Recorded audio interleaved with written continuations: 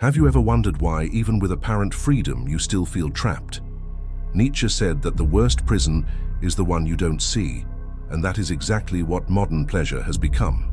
An invisible cell whose walls are built from dopamine and distraction. What we call freedom is often just the illusion of choice between different forms of anesthesia. While you believe you're living intensely, you're being slowly domesticated, conditioned to crave what weakens your soul. The system doesn't need chains when you willingly shackle yourself to comfort. Social media, pornography, easy consumption, everything is meticulously designed to keep you busy, distracted, satisfied, and empty. Nietzsche saw this as a decay of the will. A man who trades his life force for immediate gratification is betraying his inner potency. He isn't living, he's being lived. And with every unconscious choice, he drifts further from his own greatness. There is a sweet poison being served daily, and few perceive it. This pleasure, masquerading as freedom, undermines your discipline, your presence, your creative energy. The world fears men who awaken from it, who stop chasing pleasure and start seeking power.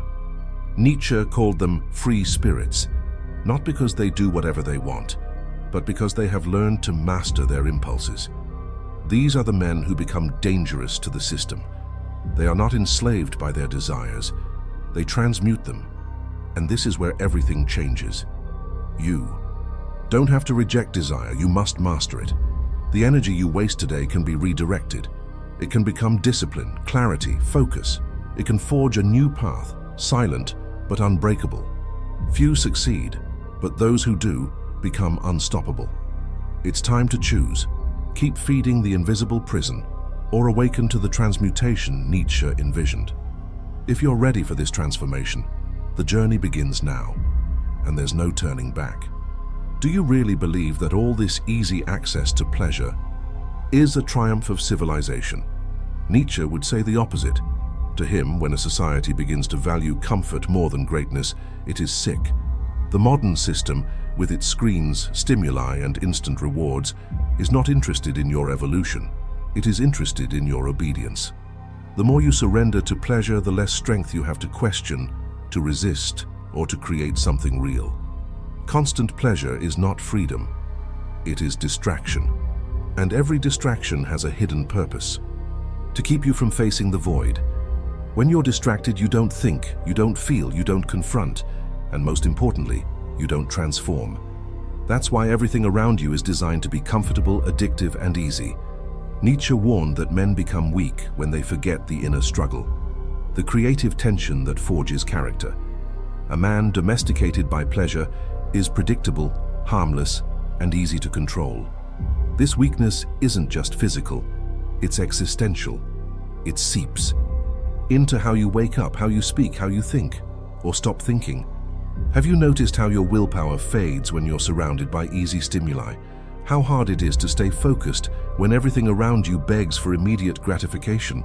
That's not a coincidence, it's architecture, a psychological design that drains your life force without you even noticing. Nietzsche called this the decay of the will, the collapse of the drive to overcome oneself. But there is a way out, and it begins with a brutally honest look at yourself. The next step isn't just understanding the poison, but recognizing how it disguises itself as medicine in your everyday life. Nietzsche saw in this the modern man's greatest self-deception, and also the key to his liberation. The question now is, will you keep anesthetizing yourself, or are you ready to wake up? The most dangerous part of modern addiction is that it doesn't look like an addiction. It disguises itself as relief, as self-care, as something you deserve. Nietzsche understood this better than anyone. He knew that the greatest enemies of the soul don't show up with monstrous faces, but with seductive smiles. Pleasure becomes a soft, sweet poison, served in daily microdoses, until you become dependent without even realizing it. And the most perverse part? You begin to defend the very thing that weakens you. How many times have you rewarded yourself with the very thing that sabotates your goals? How many times have you called freedom what was in truth just escape? Nietzsche warned us, modern man invents justifications to remain weak. He rationalizes his impulses, convinces himself that following desire is natural, is human. But what is natural is not always noble. Often it's merely instinctive, and living only by instincts is to abandon your own evolution. This disguised addiction doesn't just affect the body. It corrodes the will. It paralyzes the soul. You feel like you should be doing more, becoming more, but something invisible keeps pulling you back whenever you try to break the cycle. That's the effect of sweet poison. It feeds the illusion of comfort while draining your potential. Nietzsche believed that the real battle is not about conquering the external world. It's about unmasking the internal lies you tell yourself every day. But there is a greater power dormant within you, a power that only awakens when you stop negotiating with your own addictions and start facing them head-on. That power is what Nietzsche called the will to power, the inner force that drives the rare men who refuse mediocrity and dare to transform poison into fuel. In the next step, we'll explore how this force works and why it separates the ordinary from the untamed. Nietzsche believed that there are two wills constantly at war within us, the will to pleasure and the will to power. The first seeks comfort, repetition, and immediate satisfaction. The second demands struggle, discomfort, and self-overcoming. While the will to pleasure keeps you in your safety zone, the will to power rips you out of it, brutally, because it knows that only through confrontation can you become something higher. Most people choose the easy path. They think they're happy, when in truth they're simply avoiding pain. But Nietzsche teaches us that avoiding pain is avoiding growth itself. To him, a man who does not battle against himself is doomed to mediocrity. Momentary pleasure may give you temporary relief, but it is conscious pain that forges character. He who bows to desire loses strength. He who masters desire creates destiny. You feel this war within you. Every time you open the drawer of addiction, every time you silence your inner voice with distractions, every time you choose the easier path while knowing there's a truer one. The will to power is not loud, it whispers during moments of choice. It calls you to something greater, but to hear it, you must silence the constant noise of the will to pleasure. That's why Nietzsche didn't speak of happiness as the goal, but of greatness, of rising above oneself, of becoming who you truly are. And that process demands sacrifice. It demands the abandonment of the weak, craving version of yourself that you feed every day. The question is, will you keep serving pleasure like a grateful slave? Or will you begin shaping yourself in silence, like a warrior? You don't need to be in chains to be a slave. Today's prison is digital, comfortable, silent. Nietzsche didn't live in the age of algorithms, but he clearly foresaw how modern man would lose himself in distractions that make him forget his inner mission. And that's exactly what we see. Lives filled with automatic habits that drain your energy before the sun even sets. Addiction is no longer in drugs. It's in what you now call normal. You wake up and immediately reach for your phone, scroll, notifications, one video, then another, a message. Small, easy pleasures, repeated, endlessly.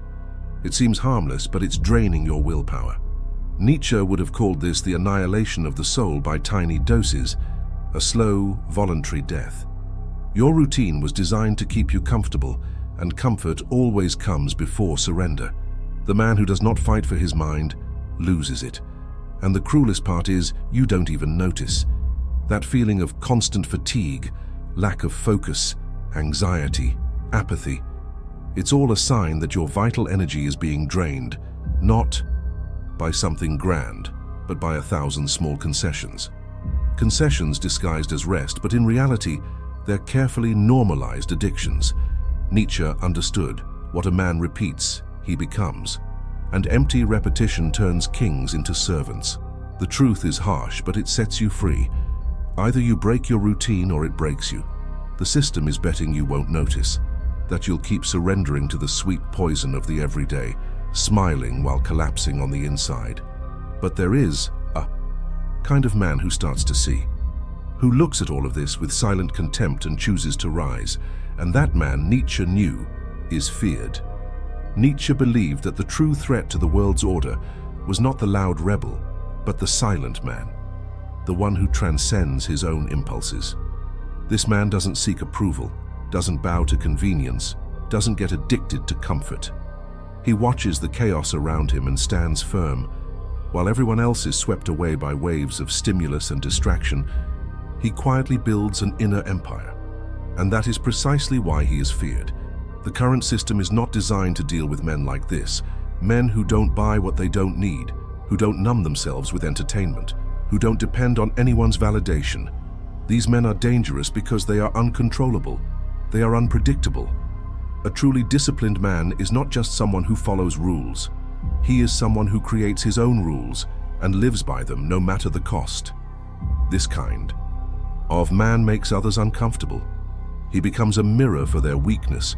His presence silences rooms where addiction is the norm. Nietzsche saw this man as a free spirit, not someone who does whatever he wants, but someone who is enslaved by nothing. His freedom isn't something you see on the outside, but something you feel from within. It doesn't show in his words, but in his posture, his presence, his energy. And here lies the fork between two paths, the path of the common man, driven by desire, and the path of the conscious man forged by discipline. The first is predictable, the second is dangerous. The question is inevitable. Which one are you becoming? And more importantly, which one will you be when everything falls apart? You were taught to believe that freedom means doing whatever you want, whenever you want. But Nietzsche saw this as a sophisticated trap.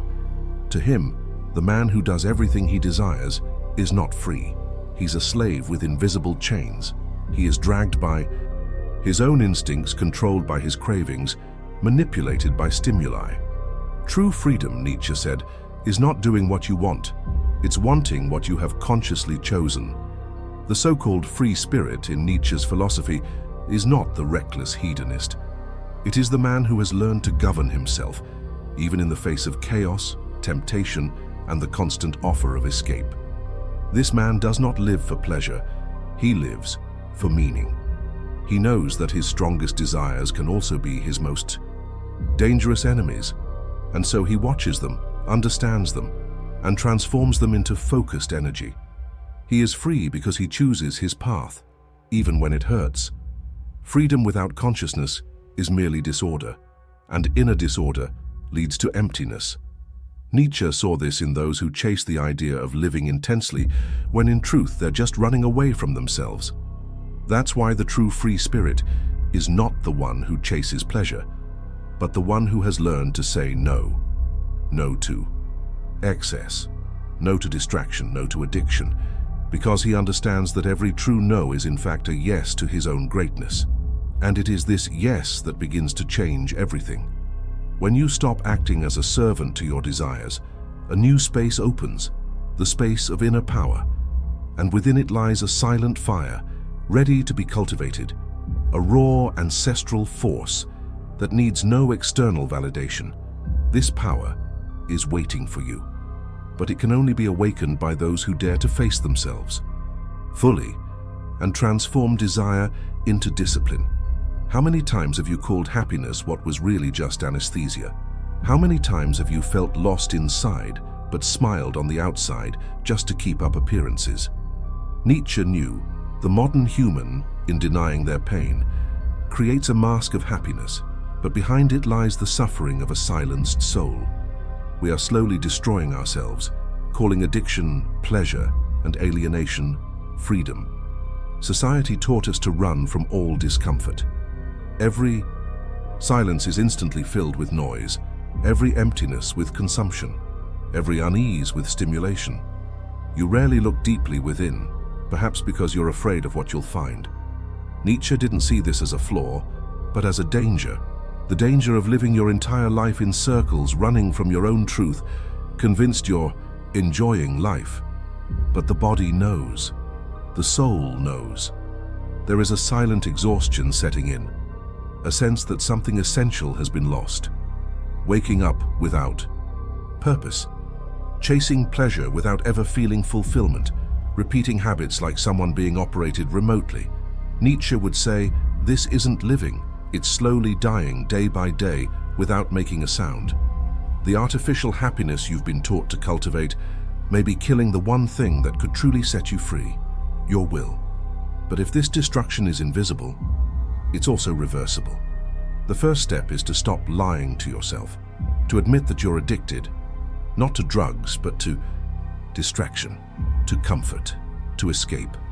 And from this brutal recognition, a real chance for transformation is born, a chance to transmute all of it into strength, a strength Nietzsche believed was available to only a few, but it can be yours, if you have the courage. Everything that weakens you today can be transmuted. Nietzsche saw in desire, even in its darkest forms, a spark of raw power. The problem was never desire itself, but the direction in which it is channeled. When pleasure controls a man, he destroys himself. But when a man controls pleasure, he builds himself. That's where true power is born. In the silent mastery over what screams inside you, the energy you waste chasing instant gratification can be redirected toward something infinitely greater, toward creating, building, leading, first yourself, then the world. This is transmutation, turning lust into presence, impulsiveness into clarity, emptiness into purpose. Nietzsche would call this the will to power in action, not theory, not talk, and action, real, brutal, uncomfortable, liberating. The greatest rebellion you can commit today is mastering yourself. In a world where everyone surrenders to what is easiest, fastest, most pleasurable, you become dangerous the moment you refuse, when you fall silent, when you say no. No to the impulse, no to the noise, no to what weakens you. And in doing so, you say yes to your strength, your destiny, the highest version of who you were meant to become. A man who does not bargain with his vices, but transforms them. Now the choice is yours. You can close this video and go back to the routine that's draining you, or you can use this awareness as a seed. Begin today the process of transmutation, slow, solitary, but unstoppable. If you've made it this far, it's not by accident. Nietzsche would say, what you are seeking is also seeking you. So answer this: will you keep serving your desire, or will you become its master? The world doesn't need more addicted men. It needs one massified awake. If you've made it this far, that already says a lot about you. In a world full of distractions, staying until the end is an act of resistance. Thank you for watching. If this message stirred something within you, consider subscribing to the channel. Not for numbers, but because this journey doesn't end here. We're just getting started. And if there's one thing Nietzsche taught us, it's this: those who seek the truth never walk alone. Until the next video.